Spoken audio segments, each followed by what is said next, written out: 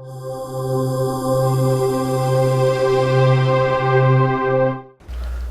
so previous video I was bitching about Major Nelson's podcast and how he doesn't balance out the audio levels. It's so fucking frustratingly bad. Cause he does interviews with all sorts of industry people because, he works for Microsoft. Yeah. So he's like the Xbox Live guy. Yeah, I mean, his checks are signed by Bill Gates. So every week there's a new game coming out and he gets the PR guys from that games to talk to him. A lot of them are phone interviews. When it switches between what's recorded in studio and what's recorded over the phone, the audio levels jump all over the fucking place. So what happens is it starts off with in studio recording. So it's like a normal audio level. You have a normal volume. It switches to a phone interview. Yeah. You crank the volume up because it's way fucking low. It's like your iPod's on max volume. And then it switches back to studio recording and blows out your fucking eardrums. I loaded up one of his podcasts into my audio editing software just out of curiosity. It's so fucking blatantly obvious the difference in the audio levels. Yeah. It seriously takes no time at all to fix something like that. Yeah. And I'm not sure if this made it on the last video. He used the excuse that someone was comparing his podcast to This American Life, which is the best. The best radio broadcasting that you can get. He said, they have a lot of money and a lot of time and the best equipment around. You can do it with Audacity, which is an open source audio editing program. You can fix that shit in a couple of seconds. You fucking asshole, I'm suing you for blowing out my eardrums. You cocksucker. Oh god, it's fucking frustrating. He's such a fucking tool of Microsoft too. It's just if anybody else had the opportunities that this guy had to interview these industry people, there would be a lot better podcasts out there. But this fucking corporate tool can't even make a decent podcast with good audio levels, and he gets to talk to the producer of every game that comes out every week. Yeah. I used to follow Major Nelson on Twitter. He would update his fucking thing about 20 times a day. Wow. Saying the most mundane shit you've ever heard of. Really? And I'm just like, no, unsubscribe. This guy's a bastard. Like what? What was he saying? Oh, I just got a new keyboard. Or, I just opened a program. Oh, really? The program crashed. I'm exaggerating. Took a shit and took 3 wipes. Yeah, it's just shit I don't care about. The only kind of cool thing he did with his Twitter is he'd post... He posts download codes. He posts codes. Right. But I was like, you know what? I don't even care. I'm not sitting on my Xbox waiting to type these things I'd rather pay $4 than subscribe to Major Nelson's goddamn feed of how boring his life is.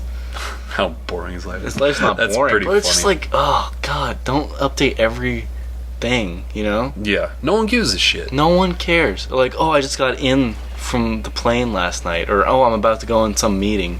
This meeting is boring. Is more what it was like. I was like, unsubscribe. Yeah. I don't care. You're old. All right, who are you subscribed to on Twitter? Who would you recommend? GPD. Beer Baron. Beer Baron. Beer Baron. Beer underscore Baron. Beer underscore. That's not spelled out. That'd be an interesting account name. David Jaffe. Oh, I didn't know about his. What's his like? Oh, just random shit and saying about his game development, and then he's very very seldom, say something about a movie or a game. Nothing. It blows you out of the water, but it's interesting. And then David Ellis, John Davidson. John Davidson. The British guy from the One Up Show? Mm-hmm. Okay. Just because I really respect that guy.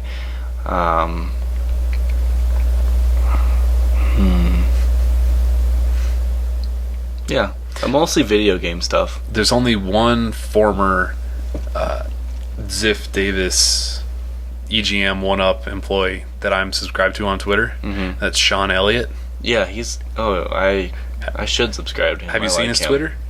Has absolutely nothing to do with video games. It's all random links. Huh. Just like the funniest. Like, if you want to laugh, just go to his Twitter, start clicking through links. Okay.